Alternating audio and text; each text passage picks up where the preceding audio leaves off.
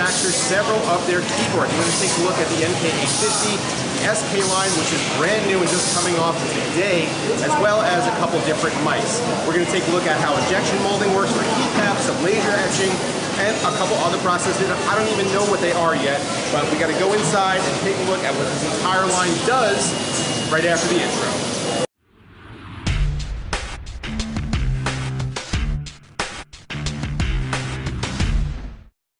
We started off our journey towards RGB Town by stopping in at the R&D center of the building. Here, teams of engineers concept, design, and hand assemble prototypes of new or upcoming products. Everything that comes out of this room is built in a CAD program and manually soldered together, and products usually go through between 4 and 10 revisions before they even make it out of here alive. The design, testing, and revisions phase takes anywhere between 6 months to a full year, depending on how complex a new keyboard or mouse might be. Here you can see a bare keyboard PCB with a trace diagram on the screen in front of the engineer to help with construction. Let's assume the keyboard that dude was playing around with actually becomes a real product. How and where does production start on something like that? Well, believe it or not, it starts with the keycaps. These are giant, mostly automated injection molding machines. Since many keycaps are slightly different heights or widths, each one requires its own mold. The mold is mounted to the machine and a transporter arm frees the molded plastic once the injection process is completed. Each batch of keycaps comes out of the machine connected to each other by small pieces of plastic that needs to be manually broken apart by a technician. The keycaps are then mounted to a frame and stacked on trays. The stack of trays is then moved over to the production line where additional prep work is required before they can be pressed onto your favorite Cherry MX stems.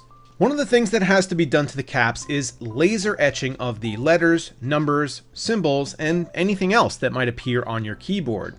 This might have been the coolest thing I saw while we were in China, as the etching machine is ultra precise and all you see is little flashes of light dancing across the black keys, with the end result being the letter Q or the word shift.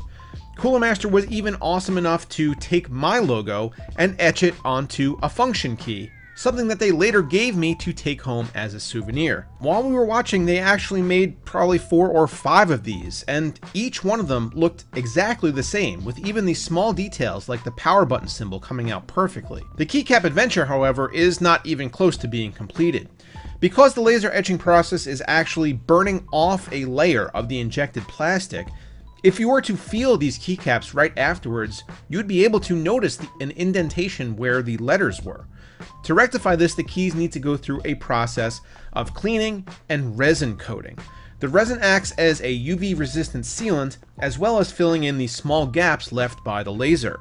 It's at this stage of the process that keys that aren't receiving the laser etching treatment also receive their finish. They are painted by a large rotating machine with the paint color calibrated every 2 hours for uniformity. Keys that aren't being etched will usually receive a screen printing or adhesive in order to apply the letters. Workers check every keycap that comes through the machine for color and paint thickness to ensure there are no defects. It's in this room that some of the keyboard top plates also receive their markings. This is a screen printing line where technicians apply small lettering to the plastic housing, and then the pieces are dried thoroughly. When they come out the other side of the dryer, they are inspected and then packaged to head off to the assembly line.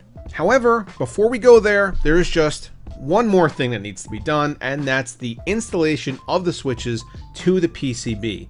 This is a completely automated process with a large drum feeding the switches into a machine that presses them down into place. We're finally ready to start putting things together, and on this tour we got to see 2 different assembly processes.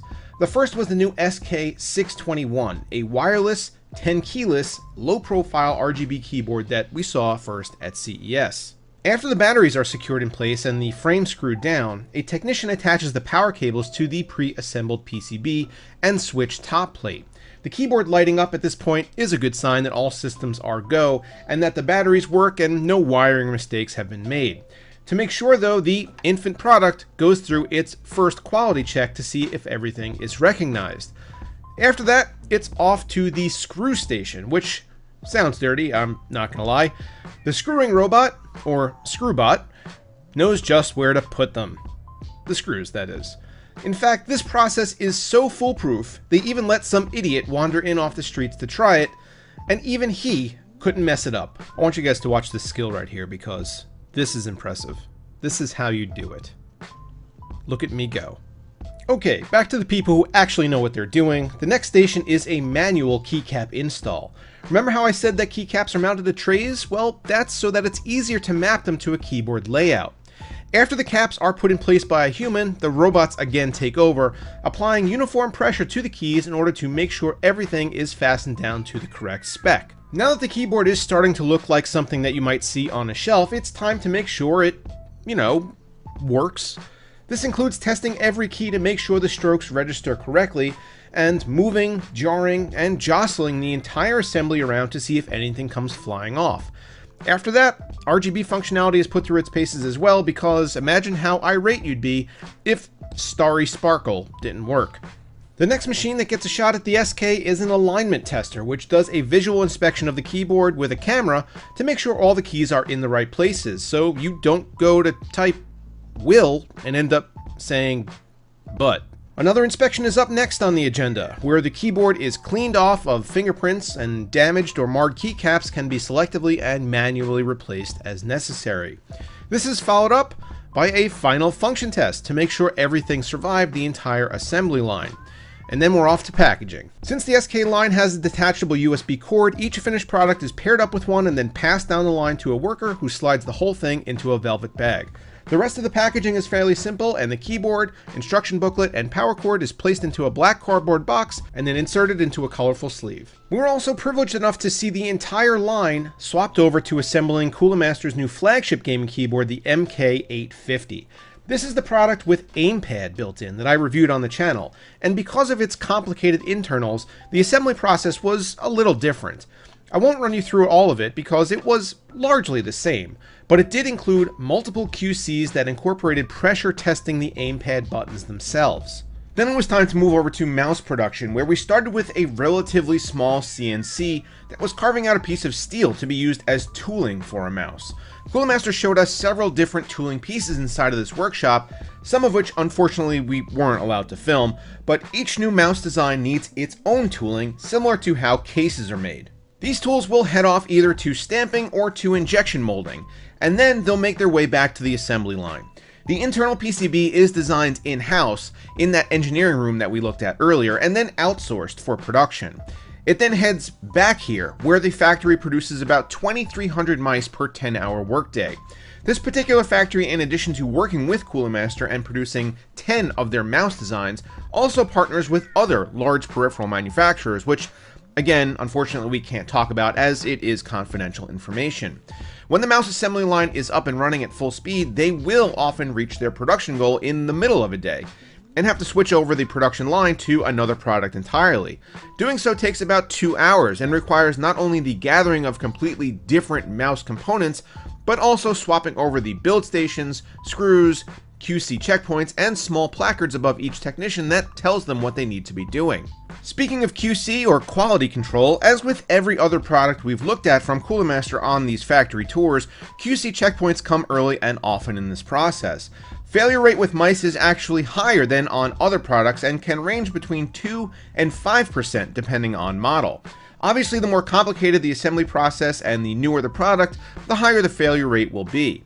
If a mouse is found to be defective, as with the case factory, there is a repair station with a technician standing by to try to fix the problem. It will then go back to QC to verify that all systems are nominal. The last part of our tour was inside the large product torture test area. It was in here that Cooler Master proudly showed off their new testing station for ESD, or electrostatic discharge. The ESD gun that you see can put an electrical current up to 15,000 volts through anything it touches, or at least this is the highest amount of voltage that I could egg the technician on to pump through this SK650 keyboard. I was lobbying for him to go higher so I could have some exclusive footage of something blowing up, but at 15,000 volts the keyboard was still performing perfectly, but the monitor on the desk was flashing and flickering badly, so we capped it there. Plus, he actually said he had never gone this high before and was a little scared. Sorry, dude. The rest of the testing was for physical abuse rather than resistance to lightning strikes. There were several stations for testing mouse button longevity, where robots repeatedly click buttons until some predetermined threshold is reached, a number usually in the millions. The mouse is then retested for degradation and retained functionality, allowing Cooler Master to validate the lifespan claims of companies like Omron, which will provide a rating on their components. The same is done for keyboard switches, and for Cherry products the number of presses here is actually 50 million. You can see all the little prongs in the machine pressing various keys of different shapes and sizes to collect proper testing data. But that's it for this video, guys. I want to give a big thank you to Cooler Master for arranging these factory tours for us as well as for Gamers Nexus, and if you want more in-depth coverage on individual processes, be sure to go check them out as well. Thanks for watching, everybody, and I will see you in the next video.